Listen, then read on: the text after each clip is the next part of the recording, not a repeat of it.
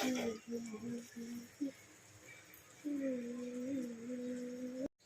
అండి, అందరికి నమస్తే. అందరు ఎట్లున్నారు? మస్తున్నారులే. ఈరోజు నేనైతే వంకాయ టమాటా కర్రీ చేస్తున్నాను. దానికోసం అయితే ఒక గిన్నె పెట్టుకోండి. 2 టేబుల్ స్పూన్ల నూనె అయితే పోసుకోండి. నూనె అయితే వేడెక్కింది. కొద్దిగా ఆవాలు వేసుకుందాము. అలాగే కొద్దిగా జీలకర్ర వేస్తున్నాను. కట్ చేసిన ఉల్లిపాయ వేసుకోండి. ఒకసారి అయితే కలుపుకోండి ఉల్లిపాయ ముక్కల్ని. కొద్దిగా కరివేపాకు వేసుకుందాము.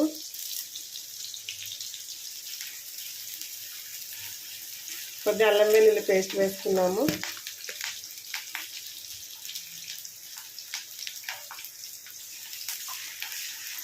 అల్లం వెల్లుల్లి ఉల్లిపాయ మంచిగా ఫ్రై చేసుకోండి. 1/2 టీ స్పూన్ పసుపు వేసుకోండి.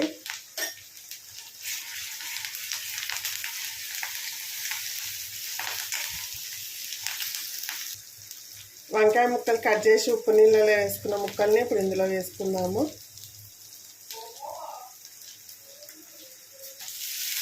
ఉప్పు నీళ్ళలో వేసుకుంటే వంకాయ ముక్కలు అనేవి బ్లాక్ కావండి.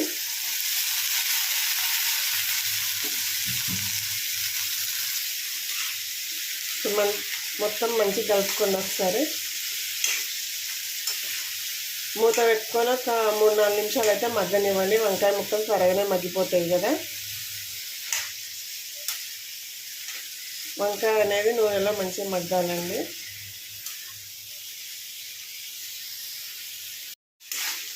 చూడండి, వంకాయ ముక్కలు అయితే మగ్గినాయి కదా. ఇప్పుడు ఒక కట్ చేసి 2 టమాటాలు 2 పచ్చిమిర్చి ముక్కలు వేసుకున్నాం ఇందులో. మీ ఇష్టం అండి, టమాటా ఇంకా 2 వేసుకోవాలన్నా వేసుకోవచ్చు. చిన్నగా కట్ చేసి వేసుకోండి. మనకు తినేటప్పుడు తొక్కలు కాకుండా మొత్తం స్మాష్ అయిపోతుంది ఉడికేసరికి అందులోనే.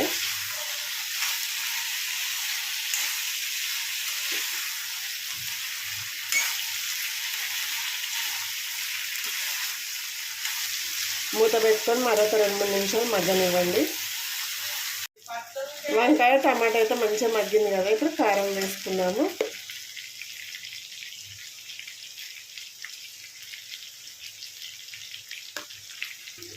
అలాగే కూరకు సరిపడా సాల్ట్ వేసుకోండి.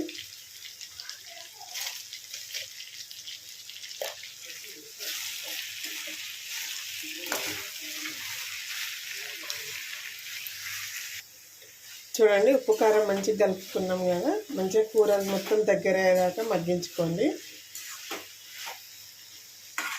కొద్దిగా వాటర్ వేసుకోండి. ఈ టైంలో వాటర్ వేసుకొని మగ్గించుకోండి. నేనైతే వేయట్లేదండి.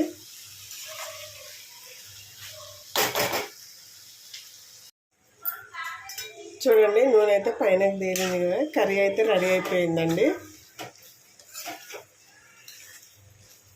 మంచిగా ఉడికిపోయింది. ఇప్పుడు 1/2 టీ స్పూన్ ధనియాల పొడి వేసుకుందాము.